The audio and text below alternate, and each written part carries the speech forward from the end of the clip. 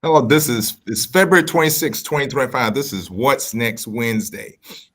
What's Next Wednesday is a program designed to help families and caregivers support their secondary age students as they plan for life after high school. From finding the right fit to navigating financial aid, this process can be stressful for not only our students, but also the adults in their lives. If you want to reach out to me, if you have any questions before or after, my email's right here, Ken Oxon at CCPS. And then if it's any media outlets want any understanding of this platform or has questions, please reach out to Amy Bartolotti, and that is her phone number there. Um, we have a great topic today, um, and it is HBCU for you. You can see the number of HBCUs across the country, and it amazes me every time I see the number of options that everyone has throughout the country and the ability to be able to, be in different states and be a part of, such a great universities and institutions. Today, we have a great speaker and two other contributors that has all been a part of HBCU. You got Nita Speller is a proud two-time graduate of Virginia State University, earned her BA in English and her master's in counseling education and endorsement in administration and supervision. Her career in education includes roles as a middle school English teacher, resident hall director, high school counselor, and high school counseling coordinator. Currently, she serves as the school counselor coordinator, dual enrollment coordinator, and IB counselor for Midlothian High School here in the CCPS. Additionally, Speller is an adjunct professor at Bright Point Community College, where she continues to empower students through education and guidance. She's a dedicated leader and a mentor. Speller is also a member of Alpha Kappa Alpha Sorority Incorporated. Oh, there it is. And then we have our two other individuals that I'm glad that they will be taking a part of this presentation today is Dr. Anthony McLaurin, principal at Thomas Dale, one of the first, what is the first African American to hold this position, my alma mater here at Dale, 18 years of experience. He started off as a dean in 2012, just continued that path to where he is now. Dr. McLaurin holds a bachelor's degree in political science from Hampton University and both a master's degree and doctorate in education from Virginia State University. He is actively involved in several community boards and focus groups and believes strongly in engagement, working alongside the Thomas Dale High School team and community to support every student. And now we have also Dominique Chatters, as well, one of the first Black women to be elected to the Chesterfield County School Board and local office in 2023, representing the Dale District, a retired U.S. Army major. Thank you for your service.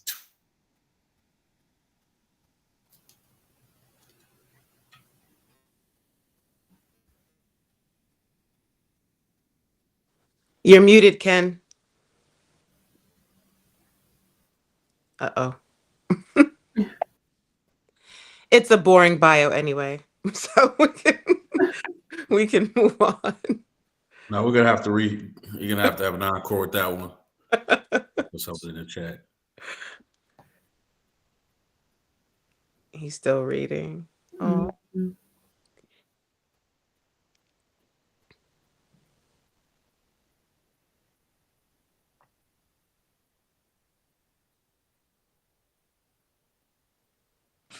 Did y'all lose me? Yes, we did. Yeah, we lost you after you said I was retired major. Lost but then could y'all hear any of that? I can call it out. But anyways, nonetheless, can y'all hear me? We heard retired major. Right, retired major. Lost you, so might need an encore for this chat. All right, there we go. Okay. Technology. Can y'all hear me? Yes. Can you hear us?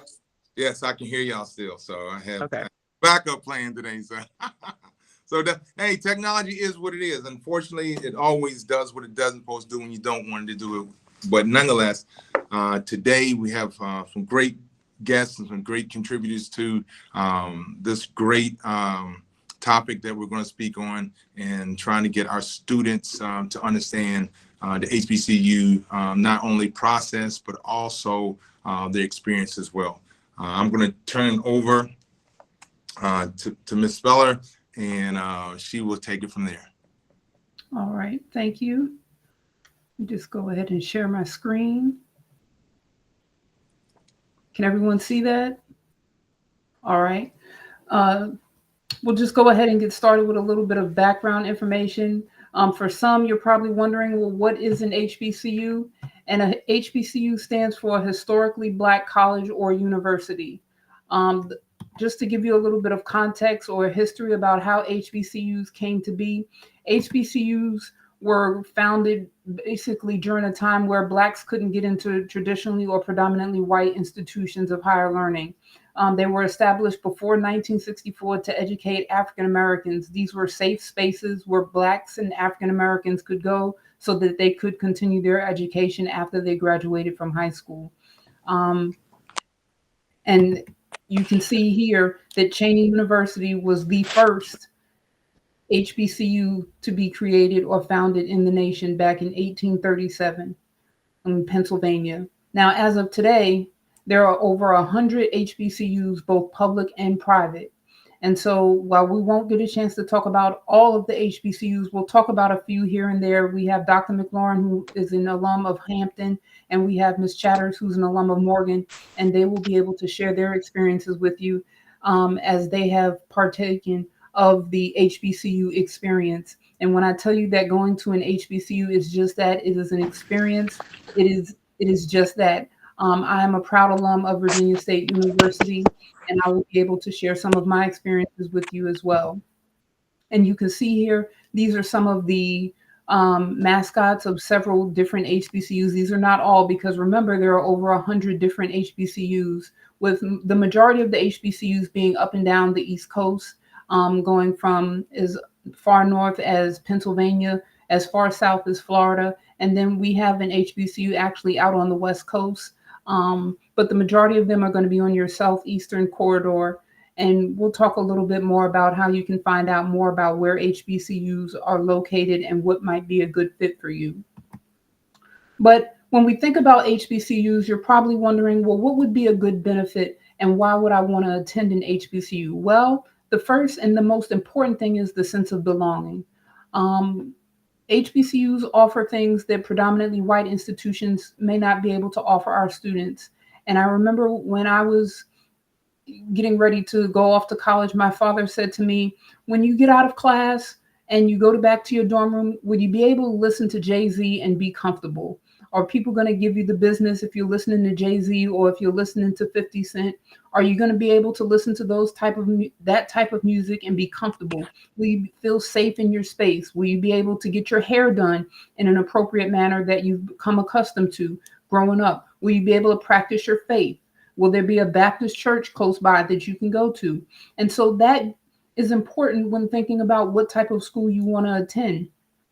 Nowadays, there's all different types of music and, cultural things. So attending an HBCU is going to allow for some of that sense of belonging that you may crave, or that maybe you didn't get a chance to experience because your high school experience wasn't so much full of being around a lot of African American students, and maybe you're looking for that.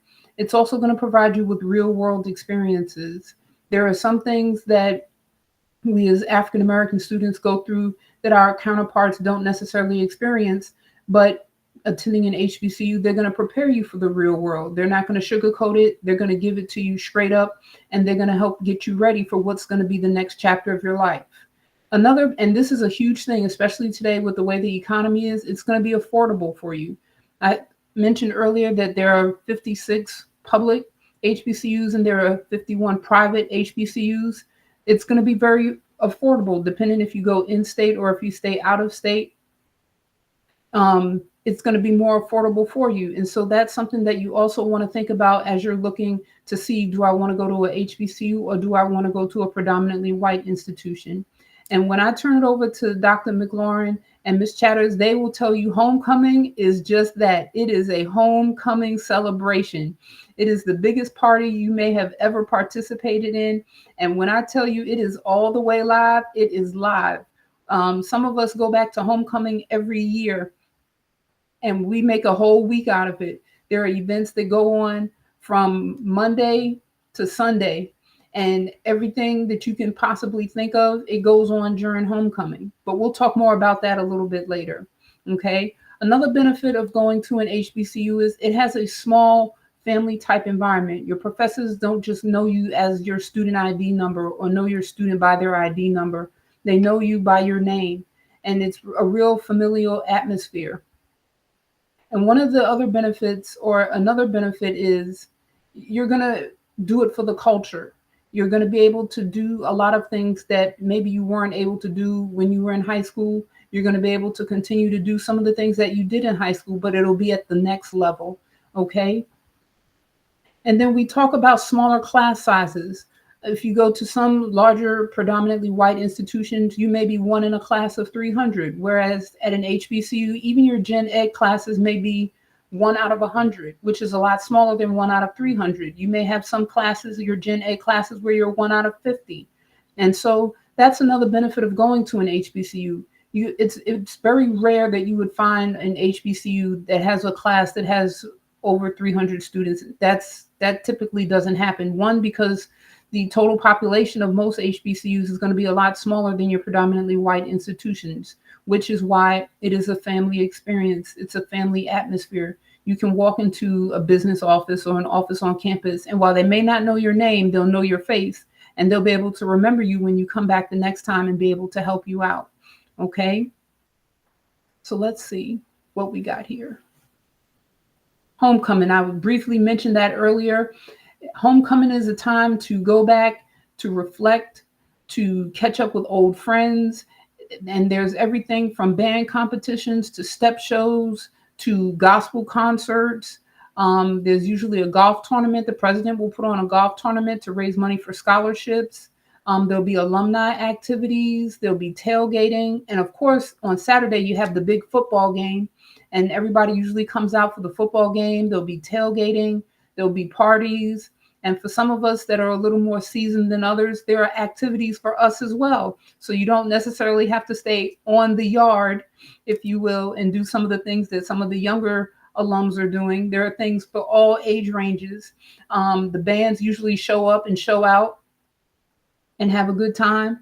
And so homecoming is when everybody typically comes back. It doesn't matter if you graduated 10 years ago, or if you graduated 50 years ago. That's when everybody comes back and everybody sees one another. You get a chance to hang out with your friends. You get a chance to see professors. You get a chance to walk the yard, see what's been going on, see some of the improvements, some of the modifications that have been made, some of the enhancements. And you may even get in to sit in on a class of one of your favorite professors if they're still there.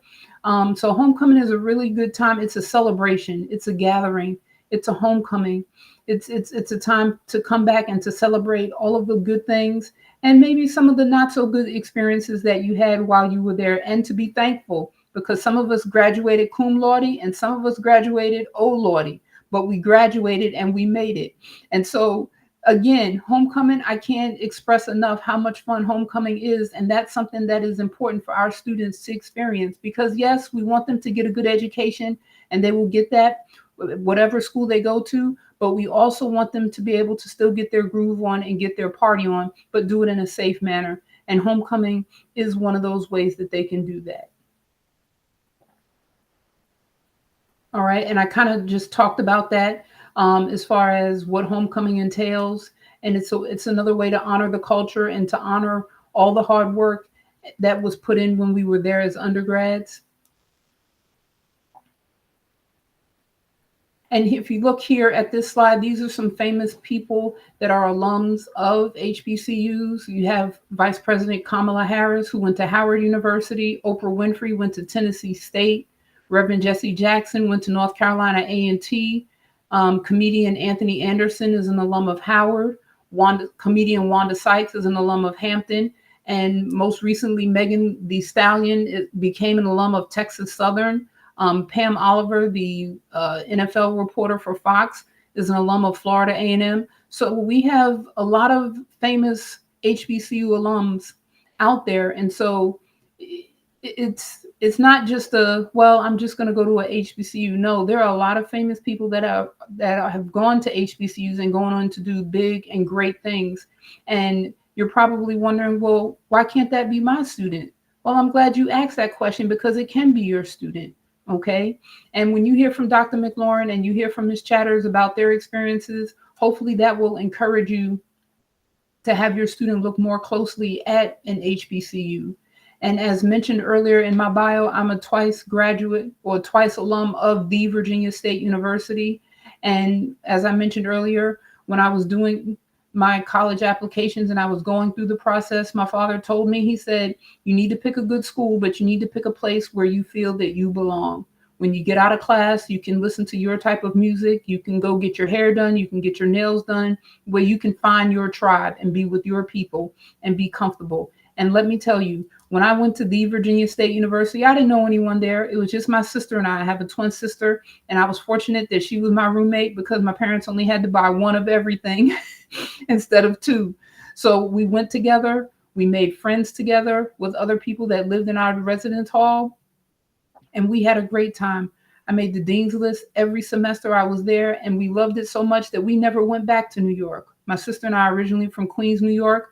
We went to VSU, and we never looked back. Virginia has been our home since we came down here, and I'm not going to say when because I'll be dating myself, but Virginia has become home for us. And it's because of our experiences at the Virginia State University that allowed us to find success here. We found jobs, we found happiness, and we found and were able to make a life for ourselves here because of what we were able to learn at having attended the best HBCU in the state of Virginia. I know Dr. McLaurin is probably like, no, it's Hampton, but I'm a little biased. And so I'm going to take a little, presenter privilege here and just go with the Virginia State University being the best HBCU in the state of Virginia and just rant and rave about it because it's my home above the Appomattox. It's where I spent the first 4 years of my independent life away from home. And it has groomed me to become the person that I am. And that's what an HBCU will do for you.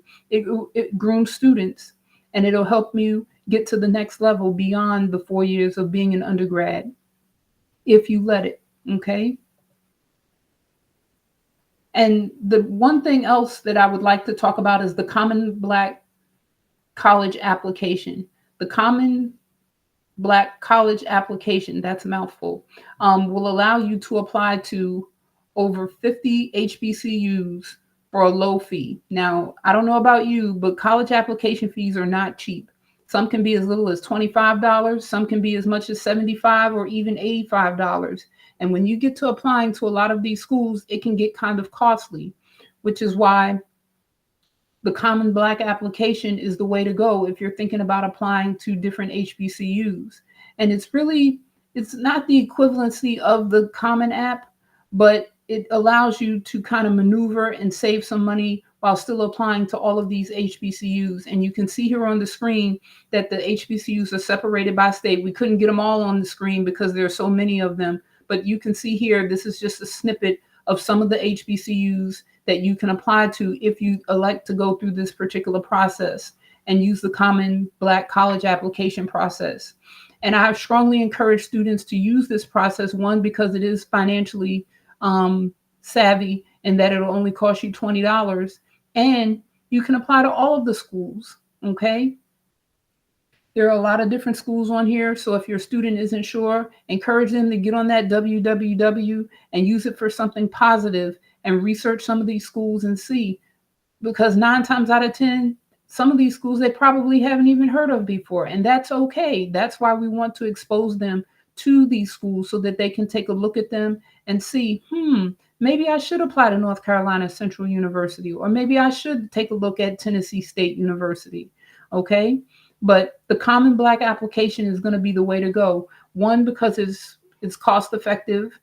Now, if you have $75 to throw around to 10 different schools, do your thing, which, I mean, in these days and times, okay, but that's not fiscally responsible. I would highly suggest and recommend that you go with the Common Black application if they participate with that particular program, because it'll be financially savvy and it'll be less work that your student has to do in terms of filling out so many different applications independently. Okay. And attending an HBCU, as I mentioned earlier, is an experience. You know, some students, they go to college or they go to a university and they say, yeah, I'm going to college or I'm going to a university. When you go to an HBCU, you're going for an experience. It's nothing like going to an HBCU and getting that full-blown experience of being around your people, about being around your tribe. And that's something that you can't, it's hard to define it. You have to live it. It's an experience that once you live it, you don't want to go back to anything else. And when you hear more from Dr. McLaurin and Ms. Chatters about their experiences at an HBCU, you're going to see what I mean when I tell you it's an experience and you'll remember it forever. It doesn't matter how long you've graduated, how long it's been since you've graduated from your HBCU. You still remember those days as a freshman when you went in the dining hall and you were fighting to get food. Well, not fighting to get food, but you were fighting to get in line to get food because the upperclassmen were trying to do their thing and wouldn't let you get in line, or you couldn't sit where you wanted to sit because that was the football team's area to sit at. You remember those things, no matter how old or how seasoned you get, you remember those things and they make you laugh. You weren't laughing at that time when it happened, but now you sit back and you laugh about it and you reminisce about all of those things that happened to you. And it just makes you smile because of what you experienced. And you can see here that these are the 4 HBCUs that we have in the state of Virginia. We have the Virginia State University, we have Hampton University, we have Virginia Union University, and we have Norfolk State University. Okay. Now, do we have any questions that can be answered right now before I turn it over to Dr. McLaurin and Ms. Chatters to share their experiences? What initially attracted you to attend HBCU? I think for me, it was I wanted to be around my people. I really wanted to make sure that I was comfortable where I went to school. I knew I was going to get a good education regardless of what school I went to. But when I got out of class, I wanted to be able to, be able to practice my faith. I wanted to make sure I could get my hair done. I wanted to be able to get my party on. I wanted to be able to be around like-minded people. And just be comfortable and not be I didn't want to be a big fish or a small fish in a big pond. So size was a very important thing to me. At the time, Virginia State barely had 5,000 students when I was there. So that was a nice small home for me to go to, having come from a small high school in New York. So that was something else that was very important to me. Size did really matter. It really did matter for me at that time. What about, can you share a memorable experience or a tradition that was unique to your HBCU? One of the memorable experiences was Saturdays during football season, the fall season. We kind of developed this habit of going to the cafeteria for brunch at around 11:30, 12 o'clock, and we would have brunch. And then after that, we would march ourselves all the way down to the football field and go to the football games that typically started at 1 o'clock. And so we would spend the day at the football field cheering on the football team, dancing in the stands with the band, watching the woo-woos, because those are the award-winning woo-woos at the Virginia State, cheering them on, watching them do cheers. And then after the game was over, hopefully the team won that particular day. And then we would go back to the caf for dinner and celebrate with the team.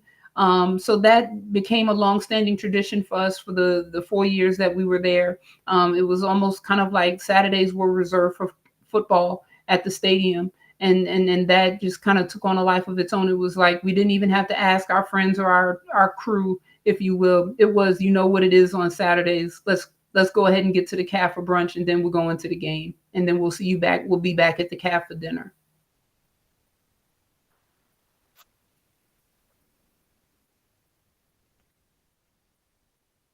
Any other questions?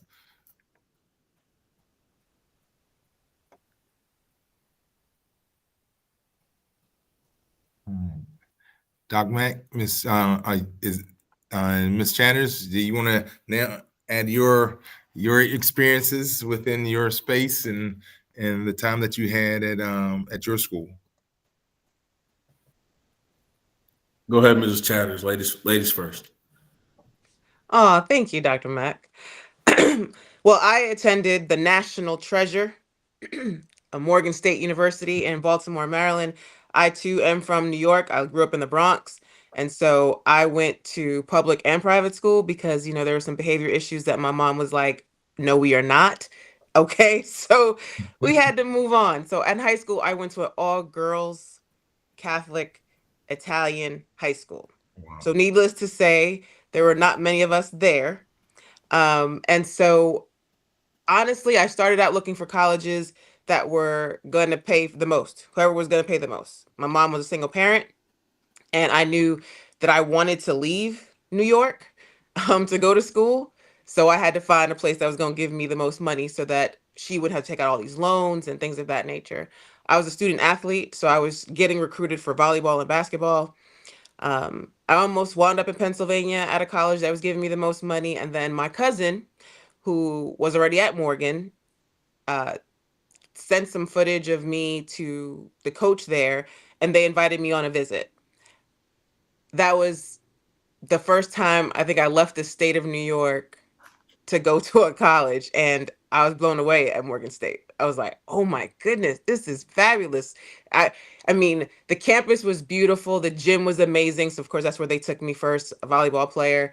I got to play on a D1 college court. The cafeteria had all this food, the refac. I mean, I was blown away with my visit. So I was like, "Mommy, I'm going to Morgan." And she's like, "Well, how much is Morgan giving you?" Because if Morgan is not paying the most, we can't go there. Blessed to get a scholarship to go to Morgan State. Had a great time while I was there. I had an injury where I lost my scholarship. So one of the things I would say is always check the fine print in whatever you're signing to make sure that you're covered, because accidents do happen. I hurt my knee, lost my scholarship, and then I joined ROTC. So I'm an ROTC product of Morgan State University. We call ourselves the West Point of the South, as far as how many soldiers we commission, how many Black officers come out of Morgan State University. And so my experience was amazing. I echo what Miss Speller was talking about with homecoming. It is everything, but you don't even have to wait till homecoming, right? It just felt comfortable, right? I felt relaxed. I was senior class president for my graduating class. I got to give the speech at graduation, and I think that pouring into me those 4 years while I was there helped propel me to be a better officer in the Army, to handle leadership, to handle hard conversations, because we did have sprinklings of non-Black students at my school, but what I learned the most is the appreciation for me.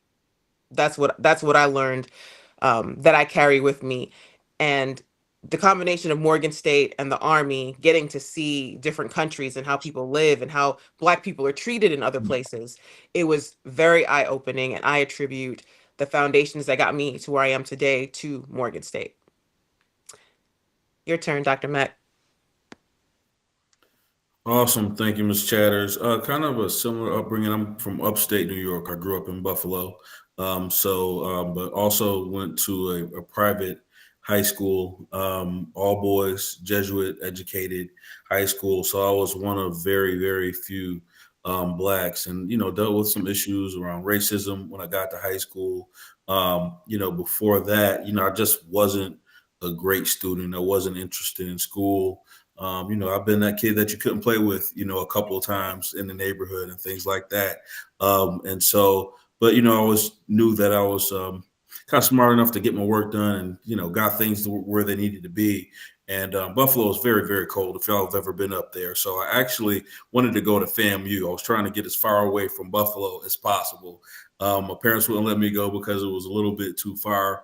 And so I wound up at Hampton. I had never seen Hampton's campus before, I accepted, and, walking into my dorm room, that was the first time that I'd actually been on campus. I'd only been to Virginia once, and that was to a vacation down in Virginia Beach. But it was absolutely love at first sight.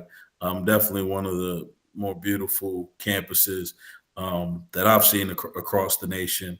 right on the water, but just fantastic. And I think just the experiences that I have is everyone really genuinely cares about one another, and you can see that just based on the real honesty. Everybody's honest with you about whether you like them or not. That there's a care there, and if whether you receive it or not, everybody is honest enough with you to hold you accountable. Whether it be the folks that you're in the dorm with, or your teachers, your classmates. Everybody's just straightforward, but just the culture itself, having a good time, just working hard, playing hard, and really getting things done. But it was really just phenomenal to see just the talent and the just different energies that different people bring to all come together and just make a beautiful experience and a beautiful campus. So I would say I wouldn't be here either. Even when I got to Hampton for a while, I was doing a little bit too much partying. There's a lot of that, and not going to class like I should. But I had a professor. Her name was Rhonda Mack, and I was always a strong writer. And she said, who is Anthony McLaurin? I get his papers, but I don't see him in class. And so one of my friends told me, hey, Dr. Mack was asking you about you. So I went to see her, and she said, I was wondering who Anthony McLaurin is, because I don't see you, but you write very, very well. And if you actually step up and speak in class, you'll go places. And that just instilled me with a level of confidence that 1 5-minute conversation, and I didn't miss her class again. And really, really changed not just my college experience, but really my life around, and really encouraged me just to get on track and, fulfill the potential that I knew I had. Awesome. Thank you all for sharing. Just another question. I want to re-ask those questions to both you yourself, Dr. Lauren, and also Dominique, on what initially attracted you. And we know sports was one of the things that really gave you and being able to do. But what other pieces, as you looked and you went away from the opportunity of being able to play, what kept you there from a standpoint of that love for that university, Dominique? That's a good question. Part of it was I didn't want to go back home. Right. I mean, where I lived in the Bronx was not the greatest space to live in, and most of the people that I hung out with, they weren't doing the things that I was trying to do. Right? And so to go back there, I felt like it would be I'd be going backwards. Like I couldn't go back unless I was done, right? And so I was like, okay, I can't go back there because my family's expecting this of me. There was so much expectation. And so I stayed at Morgan because the professor of military science, he saw me on campus. I don't know what I was doing, but he asked me to come into the armory, and we had a conversation, and he said, "Did you know that you're a leader?" And I was like, "What do you mean by that?" And he was just like, "You have leadership potential all over you. Give me an opportunity to craft it for you, to hone it, and you could be, an officer in the army." And I was like, I don't want to be in nobody's army. My dad was in the Air Force, and I was just like, I'm not trying to serve this country. After everything we learned about what the country did to our people, I'm not trying to serve it. And he changed my perspective, right? I think his name was Colonel Gibson at the time, Major Gibson. He really spoke to me in a way that showed me how I could influence other people, how my presence in certain rooms could help other people, how my ability to communicate effectively would help other people. And he mentioned where I came from and was like, don't you want to go and help do better? And I couldn't argue with that. And he gave me a sense of purpose to be there. I finished ROTC. I was the number one cadet in my class. And so I truly fell in love with what Morgan was, what I was becoming at Morgan, right? Mhm. And I was half a little bit afraid of, if they see this in me, why would I leave? Who else is going to see this in me? Yeah. Right. And so um, I stayed, and I would have stayed in Maryland if once I graduated, but the Army had other plans. Same question, Doc Mack. I know you touched on it a bit when you came to Virginia, and it's like, oh man, this. So, but what was those other pieces that really made you decide to you think about all the other schools you could have gone through that you went past to get there? What was one of the reasons that really attracted you to Hampton? I would say just a real standard of excellence. Hampton is known for putting out, high quality graduates. And President Harvey, Dr. Harvey was the president there, always would say, what do people call a Hampton graduate? And the punchline would be boss. And just just forming leaders, and that standard of, this is where we are, this is how you're going to behave, this is the respect that's going to garner you, if you just show that respect for yourself and meet the standards that are established, not just at Hampton, but at all HBCUs. I'm a 2-time graduate of Virginia State as well, and largely because of my experiences at Hampton, I wanted to continue, through my master's and my doctoral work at HBCUs as well. And I think just the tie-in for the small nuances that tie into greatness, that you really have to pay attention to. I think the level of the details that your professors have time to pour into you, because they don't, they might have a class of 20 or 30 students instead of 50 or 60 or 100 students. And I think that's the key difference. And that's something that I knew that I needed for myself, was that small classroom experience.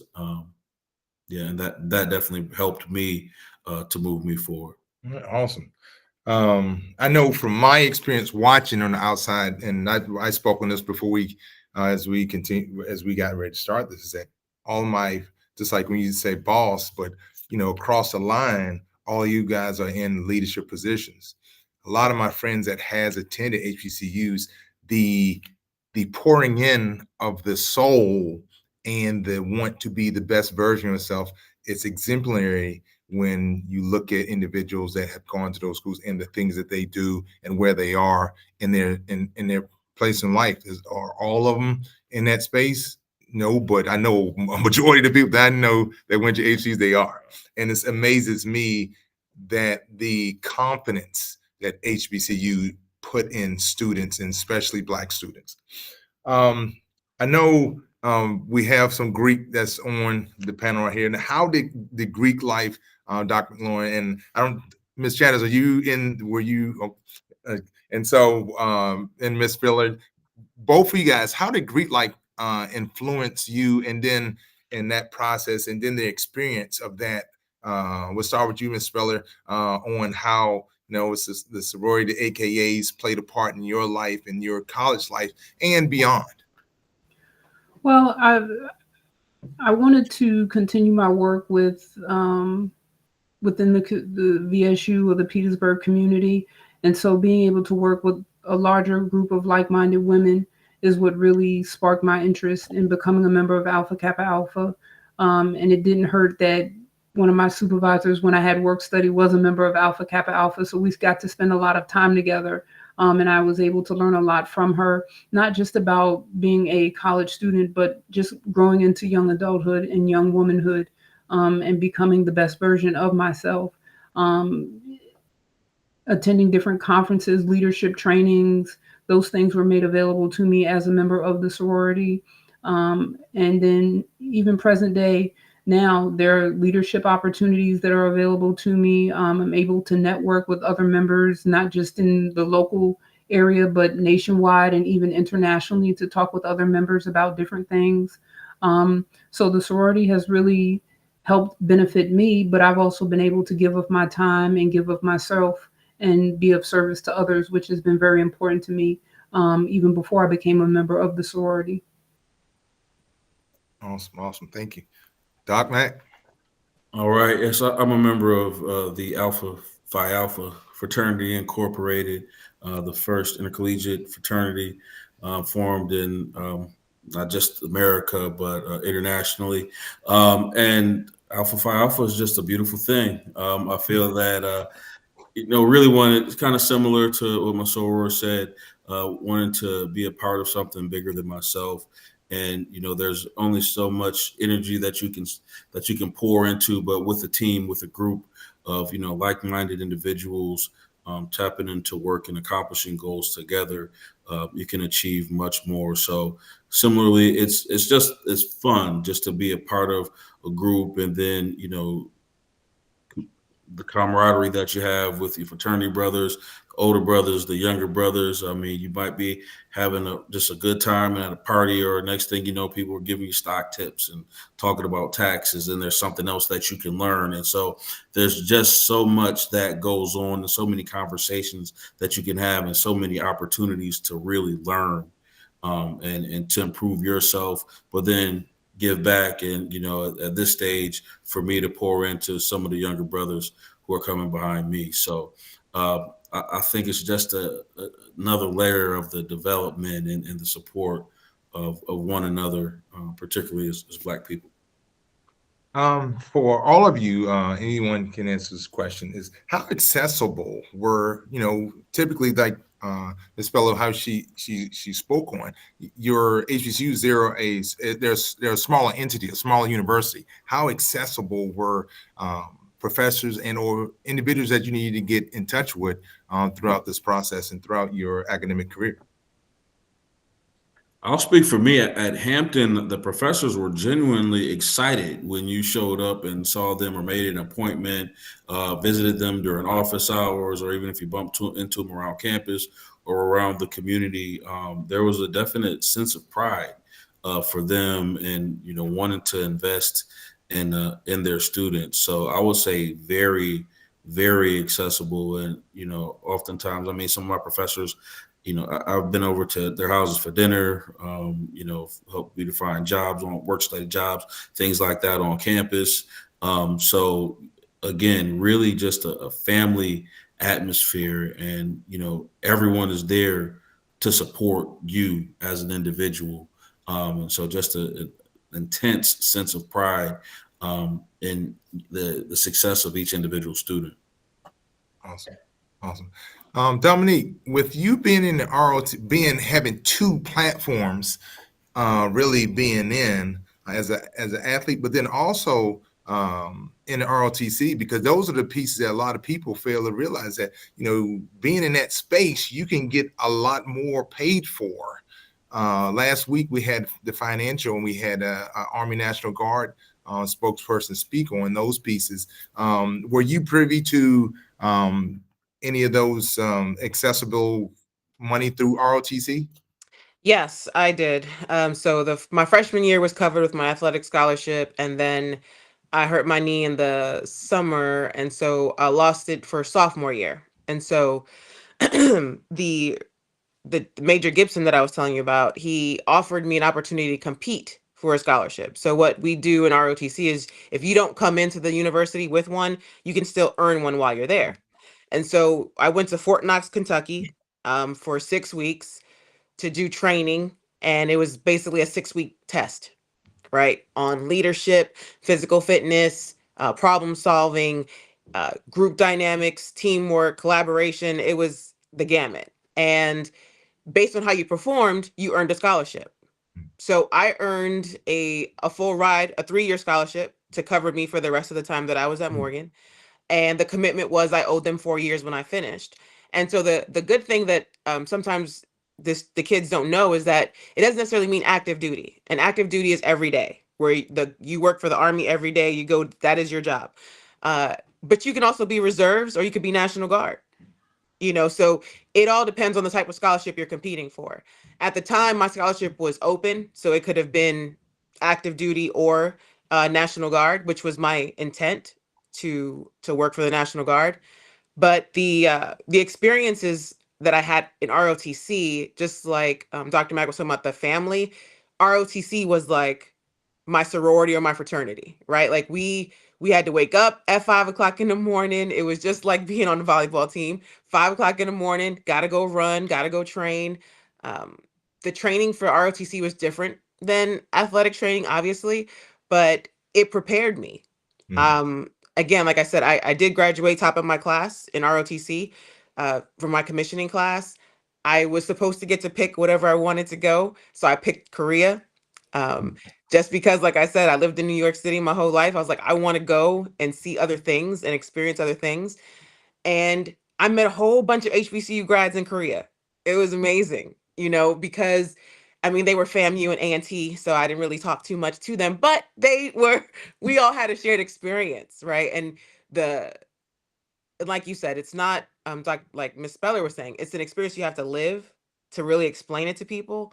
Um, because it's nothing like your two doors down, your roommate can do your hair for you, right? So we in there, somebody's braiding my hair, or back then I had a relaxer, somebody's putting a relaxer in my hair, so we all saving some money.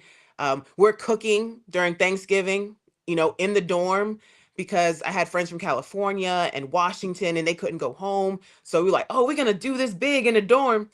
I was an RA, so that was a perk too. So I got to stay in the co-ed dorm with the kitchen and the living room. So I mean, we threw down. It was so great. And I mean, I had little pockets of families. Um, I didn't get an opportunity to pledge. I wanted to, but the finances, y'all was expensive back then for a college student. So Awesome, awesome, awesome.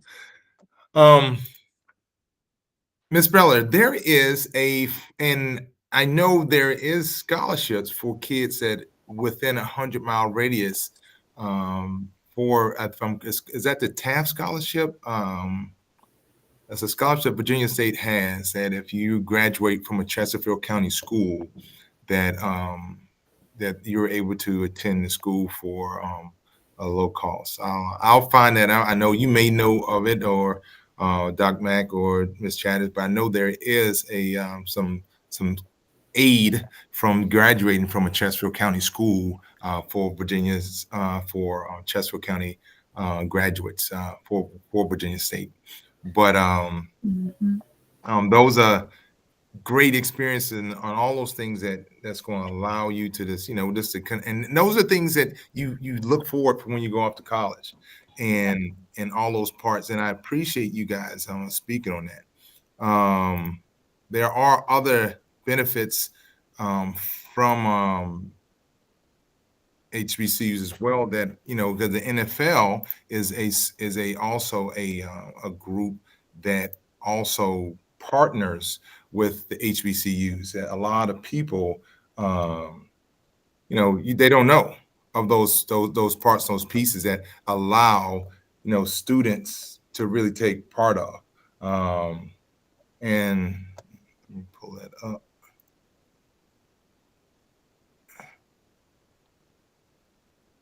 And those are some of the things that that a lot of people, as you continue to navigate, these are some of the initiatives and some of the things that HBCU are privy to because of their historical pieces. One of the things throughout the NFL, there has been a majority, just a plethora of individuals who have played different sports at HBCUs and really have been able to take advantage, of being able to go in and participating in the in not only in this a sport that they loved growing up, but then also at a place such as some historical Black colleges. But now these NFL groups has put their hands on a lot of these colleges, and also providing experiences that's going to allow players to be able to academic excellence to come from the HBCU into a lot of the the professional areas. And so as you see, there's different things that they have that if I've just dropped that web link into the chat, Doc Mack, you are more than welcome to grab onto that. I know you got some that some of these places can help you, even individuals that you know, that are already existing individuals in those spaces. So HBCU has really been a place where a lot of people have put their hands, and that has been wanted to, make better. A couple years ago, Deion Sanders has really opened up, the lens bigger and wider to some parts that was already existing there. But there are a lot of other places and as well as you also have another platform. This scholarship, it has closed, but HBCU Week is also another platform. Is current HBCU students. That scholarship application closed last week, but they're also especially coming around to this will open in November of next year. So those who are looking, and they're also, if there's one scholarship that's in this package, where for current students at HBCU, if they're in any of the STEAM academic areas, you can get, so you can also get a scholarship as well through the foundation as well. So, there's a lot of different areas that really allow, and did that didn't come up. There's other areas. Let me show this other platform. There's a lot of different areas that has been able to take advantage, and this is what I was just speaking on, is the HBCU Week. That is also one of the that has the students that are currently in a STEAM program, but then also there's 4 other scholarships that is also available specifically for HBCU students, so those attending HBCU. So there are a lot of areas, in the NBA. They have one. If parents look up the NBA, the NBA has one as well. And I'll send this. All this is being recorded, so I'll send this out to once we publicize, put this on YouTube and do all the stuff that's needed to this. I'll also send this recording and the information with it as well, where you can navigate. And that's the biggest part with everything that we have. And with this platform, is a lot of times parents are first-time parents, in the space. And it's the first time they're doing, and they're trying to understand and navigate this world of academics for their student. And sometimes you get one shot. And so, and how do you take advantage of it? And the thing is understanding what you don't understand and being okay with understanding that. So these are the different platforms. We've been doing this for now since first one was November. So for about almost 5 months now. And so those are the things, the different areas and different platforms that you can find different help to allow you to navigate through going to college and or in that space. Remember, like we spoke on the Common Black app, it's going to give you that app across the board. March 19th is our next What's Next Wednesday. Is transition to post-secondary education on the IEP. Those resources that is necessary. We'll have a CCPS representative that'll be speaking in it, and also a representative from Bright Point in their special area. Then March 26th, how to get ahead of the process, college visits and application preparation on a day. We also have some other programming that we do as well that really can help navigate families. One is the Coffee and Conversation with Catherine Tompkins. Next 2 sessions, or next session, will be on March 5th on Let's Get Ready, K-Ready, helping your child with transition to kindergarten. And then also that same conversation is also being handled also in Spanish language with Juan Santa Coloma. We also, on February 25th, we got an in-person event with screenagers that will be held at CTC Hall. Those programs can be found on Programs for Families on one SIP site for CCPS. and we're always trying to find ways to grow. There's a survey link right here that you can, it's a short survey that you can fill out for us, and will allow us to help us get better and be better in everything that we're doing. Again, join us on March 9th for that. Any questions, just email me. And if I can't answer it, I'll find somebody that can. Again, thank you for coming. And I want to thank our speakers once again for all that they've done for us and sharing their knowledge and their experiences. And I appreciate you all, and thank you. There it is. All right, you guys, have a great night. Talk to you soon.